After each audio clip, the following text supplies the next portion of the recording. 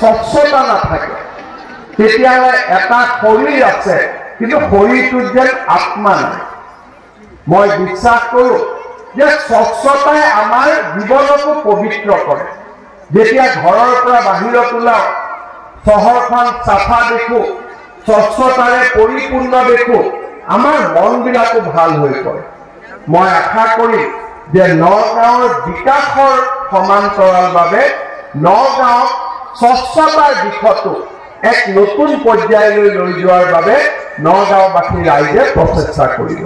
প্ৰধানমন্ত্ৰী নৰেন্দ্ৰ মোদী ডাঙৰীয়াৰ এটা ডাঙৰ সপোন হ'ল স্বচ্ছ ভাৰতৰ সপোন, আৰু স্বচ্ছ নগাঁৱৰ মাজেদি আমি স্বচ্ছ ভাৰতৰ সপোনক আমি বাস্তৱত ৰূপায়ণ কৰাত সহযোগিতা আগবঢ়াব পাৰিম।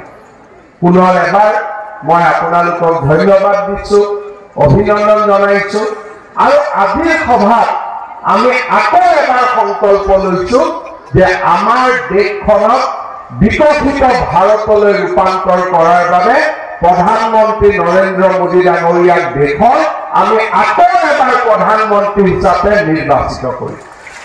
আমাৰ দেশখনত প্ৰধানমন্ত্ৰী ডাঙৰীয়াৰ প্ৰয়োজনীয়তা আছে, আৰু প্ৰধানমন্ত্ৰী মোদী ডাঙৰীয়াৰ নেতৃত্বতে আমি আমাৰ দেশখনক বিকশিত ভাৰতলৈ ৰূপান্তৰ কৰিব পাৰিম।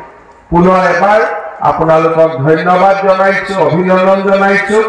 ৰূপক শৰ্মা ডাঙৰীয়াৰ নগাঁৱৰ প্ৰতি থকা নিৰলস আস্থা আৰু নগাঁওবাসীৰ বাবে কাম কৰাৰ প্ৰচণ্ড আগ্ৰহক আকৌ এবাৰ মই ধন্যবাদ অভিনন্দন জনাইছোঁ। আমাৰ মাজত নগাঁও পৌৰসভা, নগাঁও ডেভেলপমেণ্ট অথৰিটি, আমাৰ সকলোৰে সন্মানৰ ৰাজেন গোহাঁই ডাঙৰীয়া উপস্থিত আছে। আমি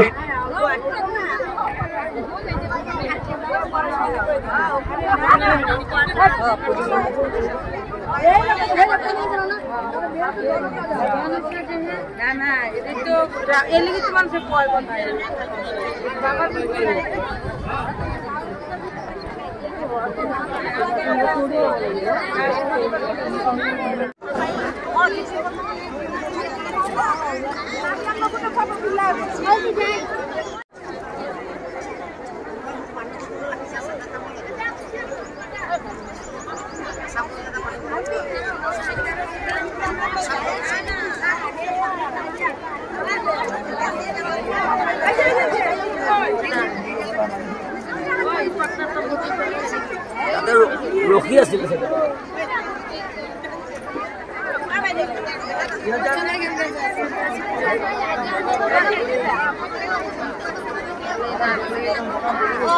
মানুহ কোন আমাৰ